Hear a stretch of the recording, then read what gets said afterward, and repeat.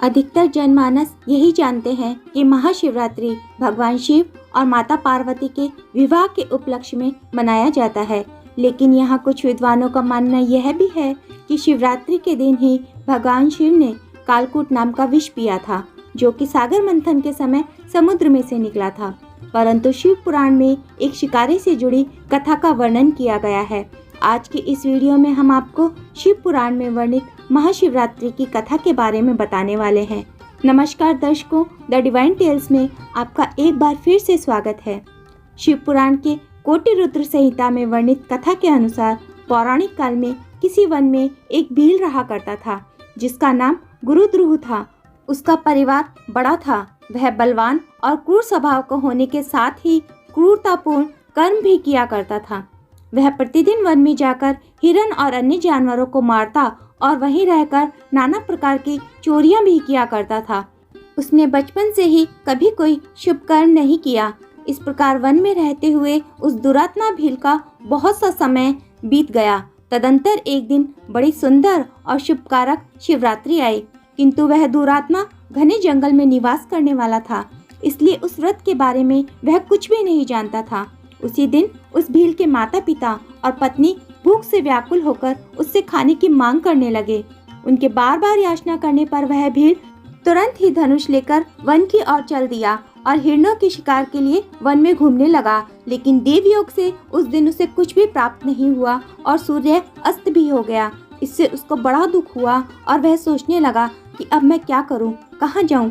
आज तो कुछ मिला भी नहीं। घर में जो बच्चे हैं उनका तथा माता पिता का क्या होगा, जो मेरी पत्नी है उसकी भी क्या दशा होगी। अतः मुझे कुछ लेकर ही घर जाना चाहिए। ऐसा सोचकर वह शिकारी एक जलाशय के पास पहुंचा। उस जलाशय के समीप ही पानी में उतरने का घाट था। वह उस घाट पर जाकर खड़ा हो गया और मन ही मन विचार करने लगा कि यहाँ कोई ना कोई जीव तो पानी पीने के लिए अवश्य ही आएगा। उसी को मारकर उसे साथ लेकर प्रसन्नता पूर्वक घर जाऊंगा। ऐसा निश्चय कर वह शिकारी बेल के पेड़ पर चढ़ गया और वहीं उसने अपने पीने के लिए कुछ पानी भी साथ ले लिया। उसके मन में केवल यही चिंता थी कि कब कोई जीव आएगा और कब मैं उसे मारूंगा। इसी प्रतीक्षा में भूख प्यास से पीड़ित वह वहीं बैठा रहा। इस तरह काफी रात हो गई और जब रात का पहला प्रहर आरंभ हुआ तो एक प्यासी हिरनी वहां आई, जिसे देखकर उस शिकारी को बहुत आनंद प्राप्त हुआ। उस हिरनी को मारने के लिए जैसे ही उस शिकारी ने अपने धनुष पर बाण चढ़ाया, उसके हाथ के धक्के से थोड़ा सा जल और कुछ बेलपत्र नीचे गिर पड़े। उस पेड़ के नीचे एक शिवलिंग स्थापित था, जिसके बारे में वह शिकारी नहीं जानता था। इस तरह उस जल और बेलपत्र से शिवजी के प्रथम पहर की पूजा संपन्न हो गई। उस पूजा के महामात्य से उस शिकारी का बहुत सा पाप तत्काल नष्ट हो गया। उधर अचानक होने वाली खड़खड़ाहट की आवाज से हिरनी सचेत हो गई। उसने तुरंत ही ऊपर की ओर देखा। शिकारी को देखते ही वह व्याकुल हो गई और बोली, शिकारी, तुम क्या करना चाहते हो? मेरे सामने सच सच बताओ, क्या तुम मुझे मारना चाहते हो? हिरनी की बातें सुनकर शिकारी बोला, आज मेरे घर के लोग भूखे हैं, अतः मैं तुम्हें मारकर उनकी भूख मिटाऊंगा और उन्हें तृप्त करूंगा। शिकारी का वह दारुण वचन सुनकर और उसको धनुष पर बाण चढ़ाए देखकर हिरनी सोचने लगी कि अब मैं क्या करूं, कहां जाऊं। अच्छा, कोई उपाय सोचती हूँ। ऐसा विचार कर उस हिरनी ने शिकारी से कहना प्रारंभ किया, शिकारी, मुझे मारकर मेरे मांस से तुम्हें थोड़े समय के लिए सुख प्राप्त होगा, परंतु तुम यदि मुझ पर उपकार कर मुझे छोड़ दो तो तुम्हें उससे कई गुना ज्यादा सुख की प्राप्ति होगी। उपकार करने वाले मनुष्य को इस लोक में जो पुण्य प्राप्त होता है उसका 100 वर्षों में भी वर्णन नहीं किया जा सकता। परंतु इस समय मेरे सारे बच्चे आश्रम में ही हैं। मैं उन्हें अपनी बहन या अपने स्वामी को सौंपकर शीघ्र ही लौट आऊंगी। शिकारी, तुम मेरी इस बात को मिथ्या न समझो। मैं अवश्य ही तुम्हारे पास लौट आऊंगी, क्योंकि सत्य से ही धरती टिकी हुई है, सत्य से ही समुद्र अपनी मर्यादा में स्थित है और सत्य से ही झरनों से जल की धाराएं गिरती हैं। सत्य में ही सब कुछ स्थित है।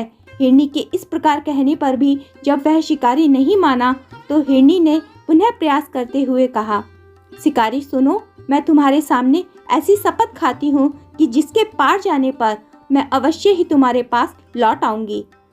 ब्राह्मण यदि वेद बेचे और तीनों काल संध्या वंदन ना करे तो उसे जो पाप लगता है, पति की आज्ञा का उल्लंघन करके स्वेच्छा से कार्य करने वाली स्त्रियों को जिस पाप की प्राप्ति होती है, किए हुए उपकार को न मानने वाले, भगवान शंकर से विमुख रहने वाले तथा विश्वासघात और छल करने वाले लोगों को जो पाप लगता है, उसी पाप से मैं भी लिप्त हो जाऊं यदि मैं लौट कर न आऊं। इस प्रकार इतनी सारी शपथ खाकर जब वह हिरनी चुपचाप उस शिकारी के सामने खड़ी हो गई, तो उस शिकारी ने उस पर विश्वास करते हुए कहा कि ठीक है, अब तुम अपने घर को जाओ। वह हिरनी बड़े ही हर्ष के साथ पानी पीकर अपने बच्चों के पास आश्रम में चले गए। हिरनी के वापस जाते जाते रात्रि का वह पहला पहर शिकारी के जागते जागते ही बीत गया। उसके तुरंत बाद एक दूसरी हिरनी, जो कि उस पहली हिरनी की बहन ही थी, जिसका जिक्र भी पहले हिरनी ने अपनी वार्ता में किया था, पानी पीने के लिए उसी जलाशय पर आ गई। अब दूसरी हिरनी को देखते ही उस शिकारी ने पुनः अपने धनुष पर बाण चढ़ाया। बाण चढ़ाने के प्रयास में फिर से कुछ बेलपत्र और जल की कुछ बूंदें नीचे गिर पड़े और पहले की ही भांति भगवान शिव शंभु भोलेनाथ पर जाकर स्थापित हो गए। इस तरह शिकारी की दूसरे प्रहर की पूजा भी संपन्न हो गई। यद्यपि वह शिकारी अपने द्वारा की गई इस पूजा से अनजान था, लेकिन फिर भी भोलेनाथ की कृपा से उसके द्वारा किए गए पाप कर्मों में से कुछ तत्काल ही नष्ट हो गए। लेकिन पिछली बार की भांति ही वह हिरनी भी खड़खड़ाहट की आवाज से सचेत हो गई और तुरंत ही उसे शिकारी के बारे में मालूम हो गया। उस हिरनी ने शिकारी से कहा, शिकारी, तुम यह क्या अनर्थ करने जा रहे हो? मेरे छोटे छोटे बच्चे हैं जो घर पर मेरी राह देख रहे होंगे। शिकारी ने कहा, मेरे घर पर भी मेरा परिवार भूखा है और मैं तुम्हें मारकर उनका पेट भरूंगा, उनको तृप्त करूंगा। उस दूसरी हिरनी ने शिकारी की यह बात सुनकर इस प्रकार कहना आरंभ किया, सुनो शिकारी, मैं जल्द ही अपने बच्चों से मिलकर शीघ्र ही तुम्हारे पास आ जाऊंगी। इस पर शिकारी बोला कि मुझे तुम्हारी बात पर विश्वास नहीं है, मैं तुम्हें मारूंगा, इस बात में मुझे कोई संशय भी नहीं है। शिकारी की बात सुनकर हिरनी भगवान विष्णु की शपथ खाते हुए बोली कि शिकारी, जो कुछ मैं कहती हूँ उसे सुनो। यदि मैं लौट कर ना आऊँ तो अपना सारा पुण्य हार जाऊँ, क्योंकि जो वचन देकर उसे पलट जाता है वह अपने पुण्य को हार जाता है। जो पुरुष अपनी विवाहित स्त्री को त्याग कर दूसरी के पास जाता है, वैदिक धर्म का उल्लंघन करके पाप के रास्ते चलता है, विष्णु का भक्त होकर शिव की निंदा करता है, माता पिता के निधन तिथि को उनका श्राद्ध आदि कार्य न करके उसे सूना बिता देता है तथा मन में संताप अनुभव करके अपने दिए हुए वचन को पूरा करता है, ऐसे लोगों को जो पाप लगता है वही मुझको भी लगे यदि मैं लौट कर ना आऊं। हिरनी के ऐसा कहने पर शिकारी ने उस हिरनी को भी जाने दिया। उसके बाद जल पीकर हिरनी हर्ष के साथ अपने आश्रम को चली गई। इतने में ही रात्रि का दूसरा प्रहर भी शिकारी के जागते जागते ही बीत गया। इसी समय रात्रि का तीसरा प्रहर आरंभ होने के साथ ही हिरनी के ना लौटने पर शिकारी चिंतित हो हिरनी को खोजने लगा। इतने में ही उसने जलाशय के पास खड़े एक हिरण को देखा। हिरण देखने में बड़ा ही हष्ट-पुष्ट था। शिकारी उस मोटे ताजे हिरण को देखकर बहुत ही अधिक प्रसन्न हुआ। शिकारी ने अपने धनुष पर बाण चढ़ाया।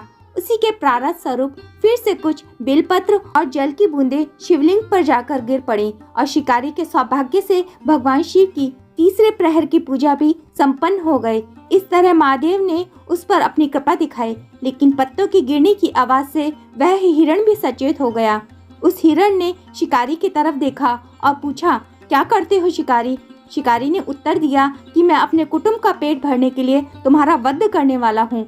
शिकारी की बात सुनकर हिरण प्रसन्न हुआ और तुरंत ही शिकारी से बोला, मैं धन्य हूँ, मेरा हष्ट-पुष्ट शरीर होना सफल हो गया, क्योंकि मेरे शरीर से आपकी और आपके कुटुंब वालों की तृप्ति होने वाली है। जिसका शरीर परोपकार के काम नहीं आता, उसका सब कुछ व्यर्थ चला जाता है। जो सामर्थ्य में रहते हुए भी किसी का उपकार नहीं करता, उसका वह सामर्थ्य व्यर्थ चला जाता है तथा वह परलोक में नरकगामी होता है। परंतु एक बार मुझे जाने दो, मैं अपने बालकों को उनकी माताओं के हवाले कर और उन सबको धीरज बढ़ाकर यहाँ वापस लौट आऊंगा। हिरण की ऐसी बातें सुनकर शिकारी आश्चर्यचकित हुआ। उसका हृदय भी कुछ शुद्ध हो गया था और उसके सारे पाप कर्म भी नष्ट होने वाले थे। उसने हिरण से कहा कि जो यहाँ आए वह सब तुम्हारी तरह बातें बनाकर चले गए, परंतु वे अभी तक यहाँ वापस नहीं लौटे। हिरण, तुम्हारे प्राण भी इस समय संकट में है, लेकिन तुम भी झूठ बोलकर यहाँ से निकल जाओ, फिर आज मेरा जीवन निर्वाह किस तरह होगा? शिकारी की बातें सुनकर हिरण बोला, शिकारी, मैं जो कुछ कहता हूँ उसे ध्यान पूर्वक सुनो। मुझ में असत्य नहीं है, सारा चराचर ब्रह्मांड सत्य से ही टिका हुआ है। जिसकी वाणी झूठी होती है उसका पुण्य उसी क्षण नष्ट हो जाता है। तथापि शिकारी, तुम मेरी सच्ची प्रतिज्ञा सुनो। संध्या काल में मैथुन तथा शिवरात्रि के दिन भोजन करने से जो पाप लगता है, झूठी गवाही देने, धरोहर को हड़प लेने तथा संध्या न करने से द्विज को जो पाप होता है, वही मुझको भी लगे यदि मैं लौट कर न आऊं। जिसके मुख से कभी शिव का नाम नहीं निकलता, जो सामर्थ्य रहते हुए भी कभी दूसरों पर उपकार नहीं करता, पर्व के दिन भी श्रीफल तोड़ता, मांसाहार का भक्षण करता तथा शिव की पूजा किए बिना और भस्म लगाए बिना भोजन कर लेता है, इन सब का पातक मुझे लगे यदि मैं लौट कर न आऊं। हिरण की बात सुनकर शिकारी बोला, जाओ शीघ्र ही लौटना। शिकारी के ऐसा कहने पर हिरण पानी पीकर वहां से चला गया। वहां वे तीनों हिरण आश्रम में मिले। तीनों ही प्रतिज्ञाबद्ध हो चुके थे। आपस में एक दूसरे के वृतांत को भली भांति सुनकर सत्य के पाश में बंधे हुए उन सब ने यही निश्चय किया कि वहां अवश्य ही वापस जाना चाहिए। इस सब के बाद अपने बालकों को आश्वासन देकर वह सब जाने के लिए उत्सुक हो गए। उस समय पहली हिरनी ने कहा कि स्वामी, आपके बिना यह बालक कैसे रहेंगे? प्रभु, मैंने ही वहां जाकर पहले प्रतिज्ञा की है, इसलिए केवल मुझको ही वहां वापस जाना चाहिए।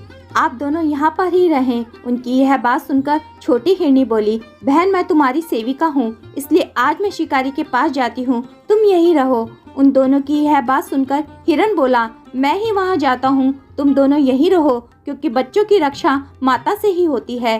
स्वामी की यह बात सुनकर दोनों हिरनी बोली, प्रभु, पति के बिना इस जीवन को धिक्कार है।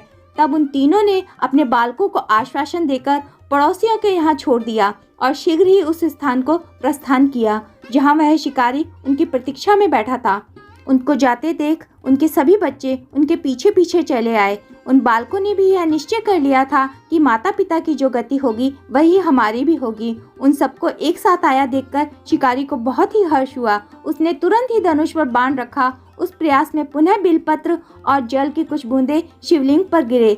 इससे शिव की चौथे पहर की शुभ पूजा भी संपन्न हो गई। उस समय शिकारी का सारा पाप कर्म तुरंत ही भस्म हो गया। उसी समय दोनों हिरनी और हिरण बोल उठे कि शिकारी, शीघ्र कृपा करके हमारे शरीर को सार्थक करो। उनकी यह बात सुनकर शिकारी को आश्चर्य हुआ। शिव पूजा के प्रभाव से उसको दुर्लभ ज्ञान की प्राप्ति हो गई थी। उसने सोचा, यह हिरण ज्ञानहीन पशु होने पर भी धन्य है, जो ज्ञानहीन होने पर भी अपने शरीर का त्याग कर परोपकार करना चाहते हैं। लेकिन धिक्कार है मेरे जीवन को, जो मैं अनेक प्रकार के कुकृत्यों से अपने परिवार का पालन पोषण करता रहा।